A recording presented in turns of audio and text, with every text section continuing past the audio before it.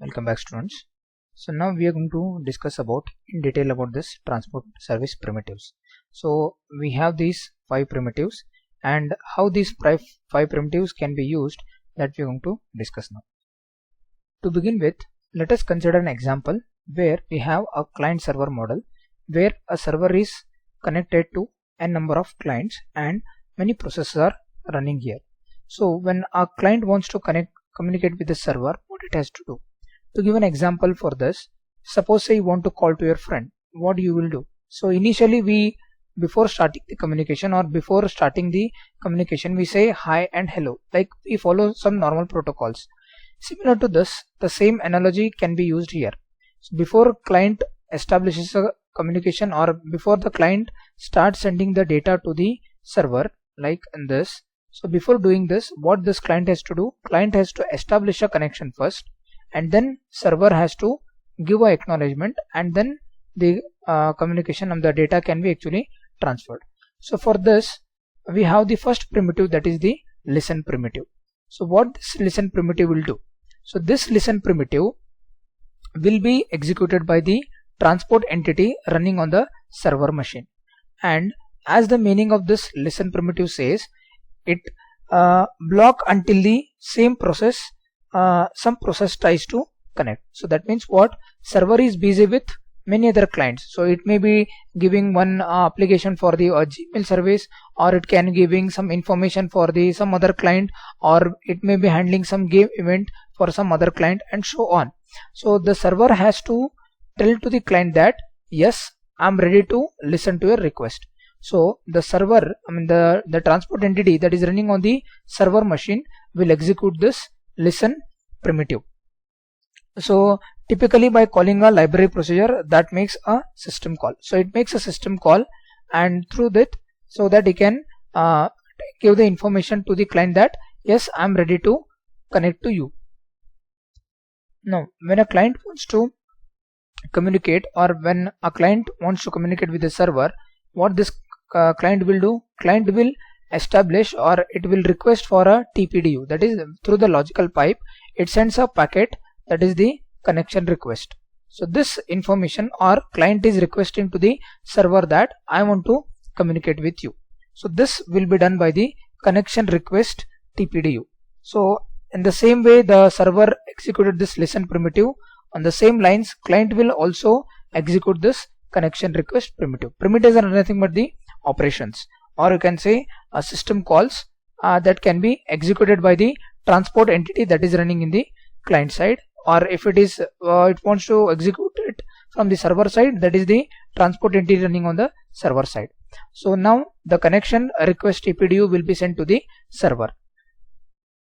Now the moment when connection request TPDU is being arrived at the server side, the transport entity that is running on the server side, what this will do? This will check whether the listen primitive has been already executed by this machine, or this library function has been called or no. That will be checked by the transport entity, because when the client wants to communicate, server should not be busy. That means what?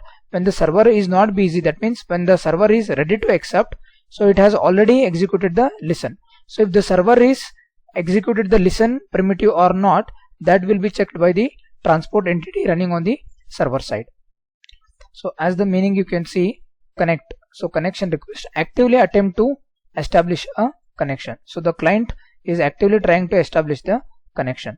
So once this has been done, what this server will do? If the listen command is not executed, it will execute this, then it will give a acknowledgement, that is connection acknowledgement will be sent. Again a connection acknowledgement TPDU will be sent to the client that yes, I am also ready to establish the connection.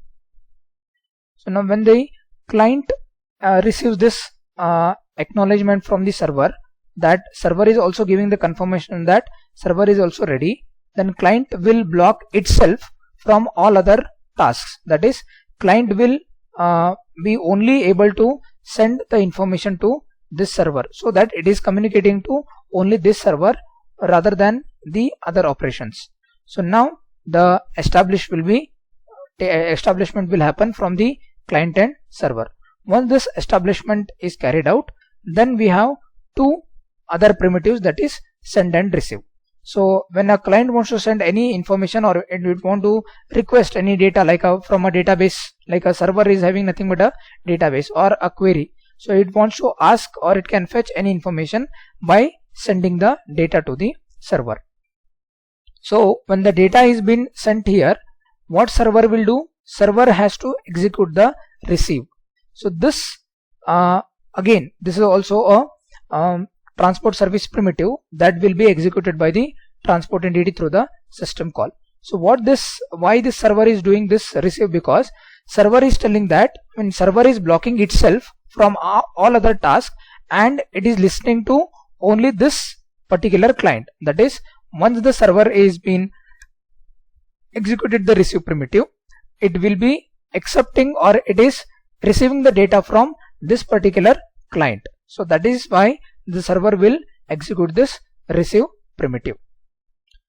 And when the connection, the data transmission has been done, then we can come across the connection release. That means once the communication is done, then we can say that disconnect primitive can be taken, that is connection has to be released. So these are the basic functionalities, that is connection request, connection establishment, then data transmission, then the release. So these are the basic three operations that will be carried out. So again, but disconnection, how the connection will be released? Connection release or connection disconnection can be carried out in two ways, that is asymmetric connection release and symmetric connection release. So we'll study both the different types of connection release now. We should also remember that during the send primitive, the packet send will be original data, and during the receive there is no packet, no TPD is sent. Now in case of disconnect request TPD will be sent. Okay, so we'll study that now. So in case of asymmetric connection release, either of these two entities, that is either client can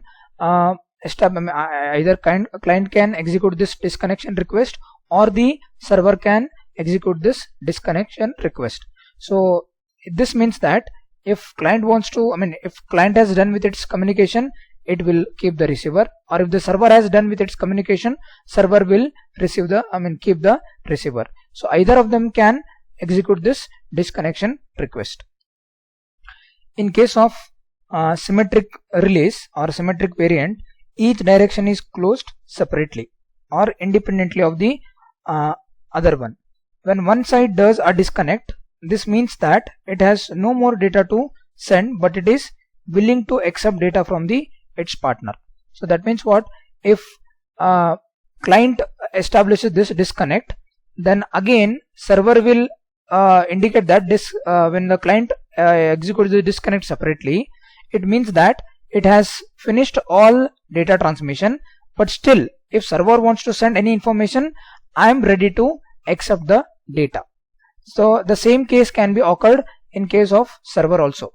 If server establishes this or calls this disconnect, that is the disconnect acknowledgement, server tells to the client that yes, I am done with all data that has to be transferred to the client, but still if you want to send any other data or any more data, I am ready to receive.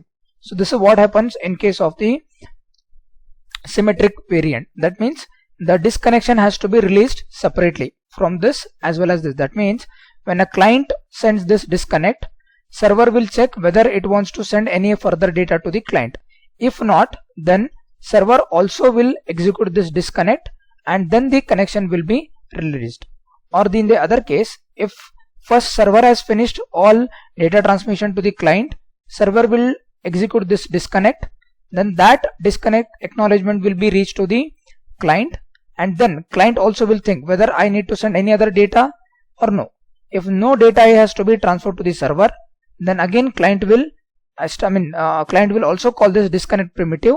Then now both of them have executed this disconnect primitive, then the connection will be released.